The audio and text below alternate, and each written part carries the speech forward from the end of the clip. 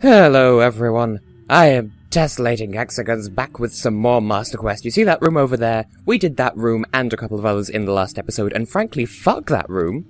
I never want to see, hear, speak, or think about it ever again. In this episode, we've finally made it to the forest room. Well, I mean, made it perhaps isn't the best way of putting it. We could have come here at any point, and oh good Stalfos, did I mention this was Master Quest? Because I'd nearly forgotten. And look at me, I even take damage when I'm slashing a wall, and I still beat the enemy. Okay, I took damage by the enemy. You know what I was trying to point out? How I was fighting the wall, and I didn't take any damage, and dealt damage of my own, and don't think I didn't notice that up there. So yes, as you may well notice even in Vanilla Ocarina of Time, in the same way that the water room was, kind of ice-flavoured. I have to come in from the side, seriously. Like, whoa. Oh, wait, yeah, the fan. Duh. Kind of have to shoot this thing from the side so we don't hang off the edge this time. Yeah, as you may have noticed, the water room was kind of ice-flavoured because, well, anyone worth their salt knows that Ocarina of Time, originally there was going to be a wind temple and an ice temple, either as well or instead, and probably as well. And then because they weren't put in the final game, they were put in Ura Zelda instead, and then Ura Zelda became Majora's Mask, and so things got weird. But yes, so in the same way that the water room was actually an ice room, the forest room is wind-themed. Not even slightly foresty. Well, okay, it looks like it uses assets from the forest temple, but other than that, also, there's a block of ice inside that fan. How much want I bet that's an ice switch? Because it looks like an ice switch from where I'm standing. That was a total guess, but that said, it was a huge fuck-off block of ice. And there's an ice switch in that one as well. Oh, it's Master Quest, it pays to be observant, and I'm just suddenly right now slightly paranoid that there might be wall masters in here. I don't think there are. It's just, I just associate wall masters with the shadow, spirit, light, and forest. So, that's the point. Have we actually seen any trap chests? Well, first of all, in this dungeon. Because, oh good, a Song of Time block! There was me, how dare I think that we'd seen the last of those in this playthrough. Come at me, bro.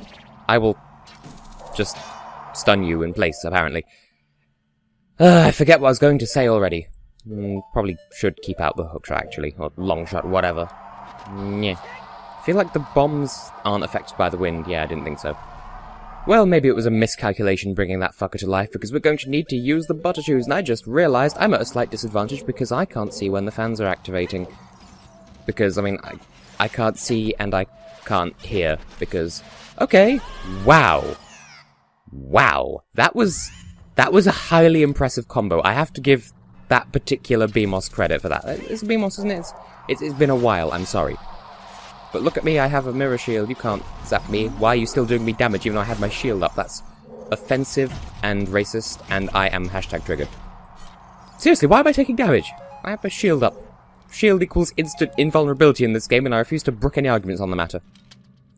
But yes, we've seen wind things before. They blow you everywhere, and it's kind of a fun time.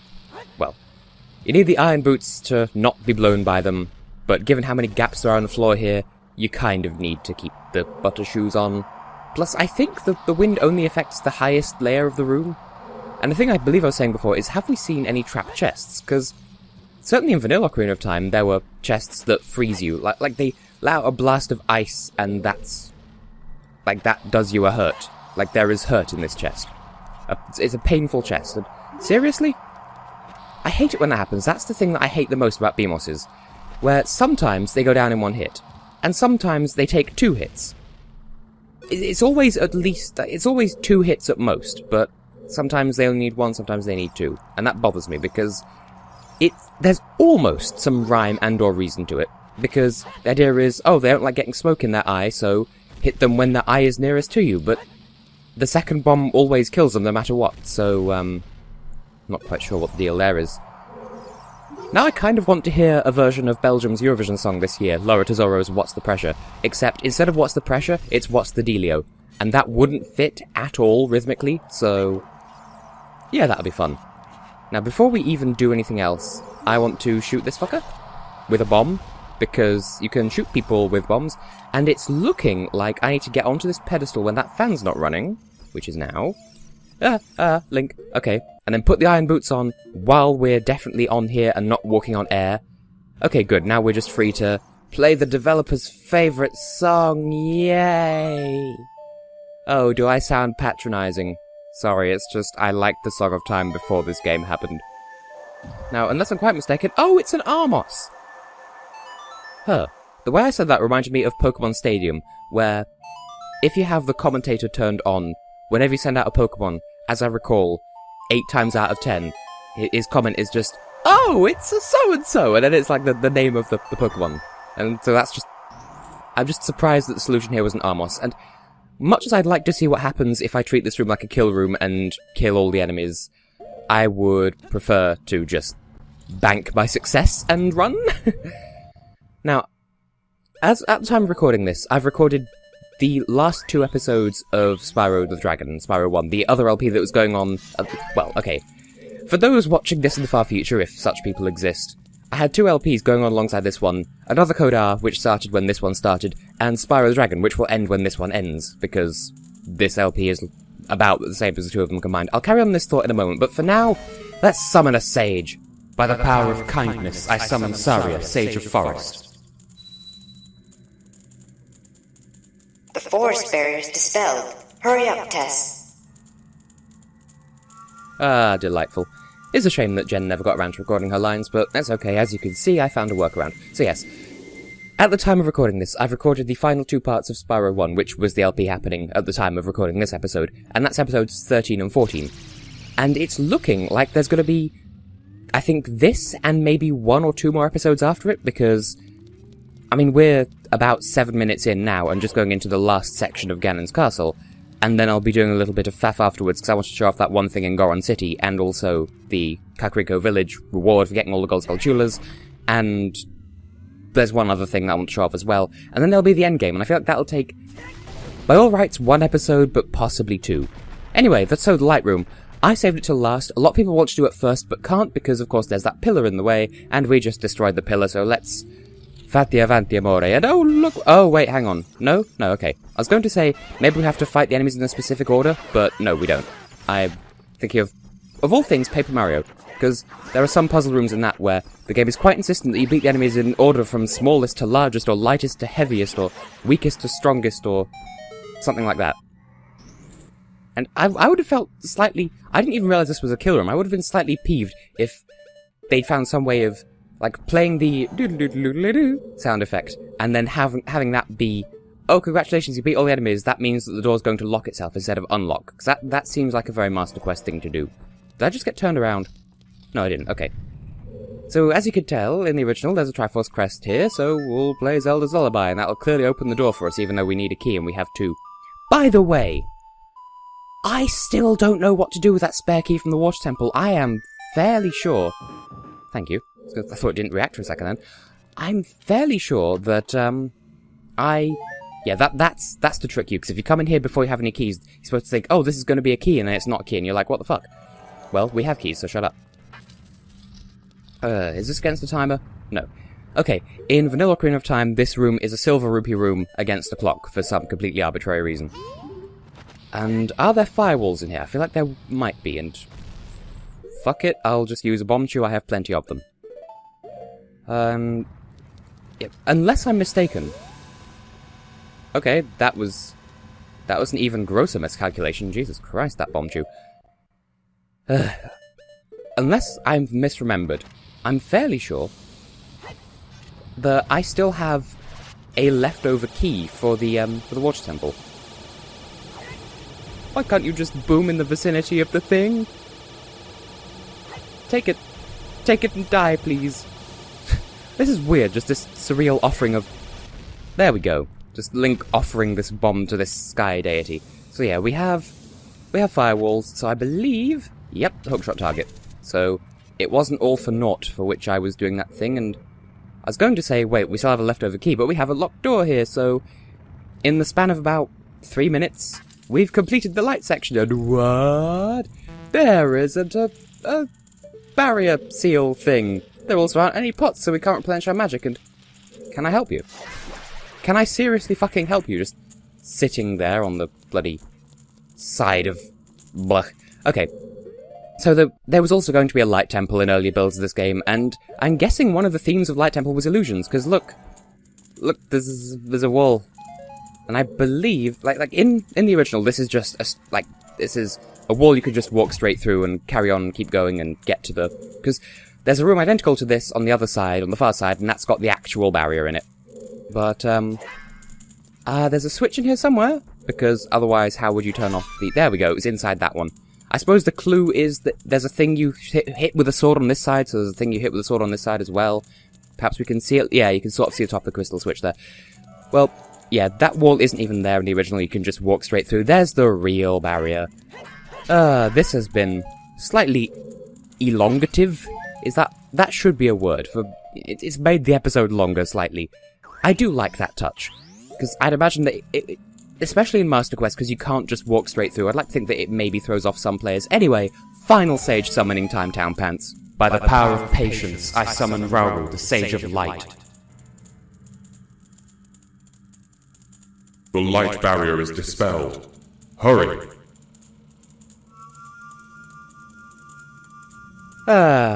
Such fun. It's been nice having the various sages in to do all this voice work and giving the temples personalities and stuff. And it's for the best that there wasn't a light temple, because then I'd be talking to myself the entire time, and would you look at that, we have dispelled the barrier by dispelling the barriers. Which reminds me of a conversation I was having earlier today. I was discussing how tennis, in my opinion, is needlessly overcomplicated, because, first of all, you have to be the one who served the ball in order to score any points, and you can only score points if you serve the ball and the other player fucks up. And by the way, I'm not going to go in there right now. I've got a couple of things that I want to deal with outside of the dungeon, so let's go and come back, as they say in Japanese. But yeah, tennis. You need to be the one who served the ball and then not fuck up, and then win 15 points, and then another 15 points, and then 10 points, and then an undisclosed number in order to win that set, and then win a number of sets. Why can't it just be hit the ball back and forth, fuck where it lands as long as you hit it back? Why can't it just be maintain the peep, maintain the volley, maintain the toilet? The toilet. Haven't made that a joke of that caliber in ages. So, there's boulders over here. Not really any point in destroying all of them, because there's nothing underneath, as I recall. You would have thought there'd be a gold sculpture, but no, we've got all of them. But first, there's this pillar back here, which you may not even know is here. And, well, if you didn't know to come and look for it, but it's, I would say, not worth our while to check this out. Of course it is, because there's a thing here that we don't really need, but it's something that would be beneficial to me, and any player, I would have thought. Because we've had 3 fairies who have given us various spells themed after the deities of the Triforce. We've had a fairy double our magic, and we've had a fairy double our spin attack capabilities of sorts. Well, there's one last thing that we can have a great fairy double, and I'll leave you to think on what it is, unless you already know. I don't know how to feel about the fact that they wait until the very end of the game to give you this, because you need the golden gauntlets, so you need to do at least one room of Ganon's castle before you can come here. Which I suppose is good in that it prevents you from getting this too early, but I don't know, it feels like it's almost too late to be of any use, in the same way that the golden gauntlets come too late to be of any meaningful use in the game, or too soon after the silver gauntlets to be of any use, because the silver gauntlets, like, you get the silver gauntlets, then you get the golden gauntlets almost straight after, so you don't really get to appreciate the silver gauntlets while you have them. And Master Quest does use them to slightly better effect in the Gerudo training grounds, but look at that! We have double defense, double dong defense, I am okay with this. And, trust me, having played this game as a child and having got the double defense and stuff, and then subsequently going back to other save files where I don't have the double defense, it just looks wrong to not have those white outlines outside your hearts, and from now on, the standard amount of damage we take from an enemy is a quarter of a heart rather than a half. Okay, now we're almost complete. I just need to meet you in Kakariko Village for, like, 2 things, so see you in just a sec. And we're back. You may remember this potion shop from when we did that Bigoran Sword side quest. Yes, ultimate potion, 100 rupees, fine by me.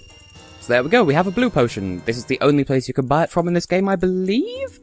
And it costs 100 rupees, so refills all your health and all your magic.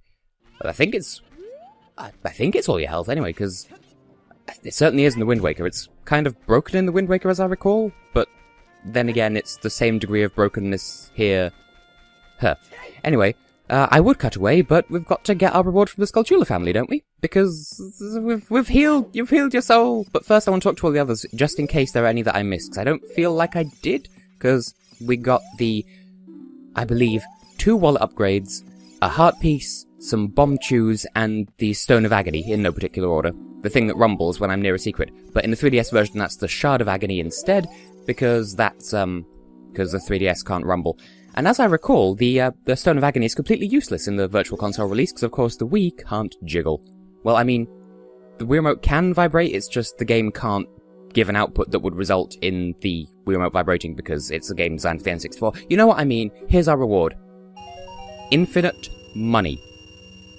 Kind of shit, because at this point in the game you have no purpose for all this money, but yeah, every time you save and quit, and then come back in here, or it might even be every time you leave the house and come back in, that dialogue chain will reset, and he'll give you a gold rupee. In a similar vein to that, you can find another one, which is also worth 200 rupees because it's the same as... I mean, I call it gold, the official name is huge rupee, but yeah. You know how I've said before, there are these grottos that spawn all over Hyrule. Well, they don't spawn, they just exist. Usually you come down here, you open the chest, you get some bomb chews, or some bombs, or maybe a red rupee. Yeah, this one in particular gives you a gold rupee, just with no warning whatsoever. By the way, kind of meant to show off, but if you hit these things, they tell you the time. But you can hit them with the Megaton Hammer instead, and they get all pancaked, which is cute. And I'm just showing off all these things now, because I don't know when I'll have the... I might not have the chance to any other time, so... Hit them with a long shot and they jiggle, and my personal favourite, because it's just so damn surreal, is if you blow them up, they have the most hilarious reaction. It's kind of fun if you do it outside, but you blow it up. Beep. Beep. Beep. Beep. It kind of takes off like a rocket. And then if it hits a wall, it explodes. And that's kind of awesome. And anyway, where is this very valuable hole, you might ask? Well, it's right outside Goron City, which is where I wanted to be anyway. And you need the Song of Storms to open that hole, I should mention, because that's something that eluded me as a child, because obviously child me was not very good at this game, and so I never really had it took me ages to get to the Song of Storms. And which side of the city? I believe it to be on the opposite side. Speaking of things that happened with child me, there's this thing in Goron City which I've kind of stumped me as a child, and I forget exactly where it is because it's child me thing. But there's an offshoot of the main path, yeah, over here, that has all these... Well, it has a hookshot target over there, and a hookshot target here, and also Song of Time blocks. And we don't really need the Song of Time blocks now that we have the long shot, I don't think? Maybe we do. Yeah, we do. Okay, well, let's inflate the counter one last unexpected time then. Because this is something that I found as a child, and it puzzled me so much because it's just this random room with Song of Time blocks, which even then I'm not sure I knew about as a child. Well, when I first played this game early on, there's a hookshot target there, and there's a different one over here, and this was my first encounter of those, I think, and so when I did eventually get the balls to finish playing through the game, because, as you may recall, child me noped out at Jabba Jabbu's belly. But when I did finally get the balls together to progress in the game, I was so thrilled with the prospect of finally seeing what was over here. And it was sort of disappointing to find that there's nothing but this hole, this grotto of sorts, which looks so flat. Looks so flat against the ground rather than being a hole. And it's just another one of these, and I don't think there's anything of worth to be sold in here. I mean, you're welcome to find out with me, but I don't believe there's anything of value. I love how the Megaton Hammer can take them all out at once, though. So go on, surprise me. Deku Nuts. Wow. Then again, this isn't meant to be an endgame area, so it's not going to be super impressive. Don't need arrows. And this one's probably going to be... I'm not going to try and preempt it. There we go, bombs. Well, that was totally worth the time it took. And I suppose I should at least get back to Ganon's castle before ending the episode, so I'll just meet you back there. Incidentally, child me also thought that perhaps you needed the, well, not... At that point, it was no longer child me, it was... like, adolescent me thought you needed the Goron tunic to survive in that area as well, because there was lava. Anyway, there's one last thing that I want to show off that's completely inconsequential, but there's just this little habit that I have when playing the Sun Song, and I've not shown it off at all in this project, and I kind of want to now, but you can certainly... I think you can in the N64 version as well, but in the GameCube version at least, I'm fairly sure it was in the original as well, you can use the analog stick as well as the C stick or C buttons when you're playing Ocarina to distort the notes somewhat, and so whenever playing the Sun song, I would do this.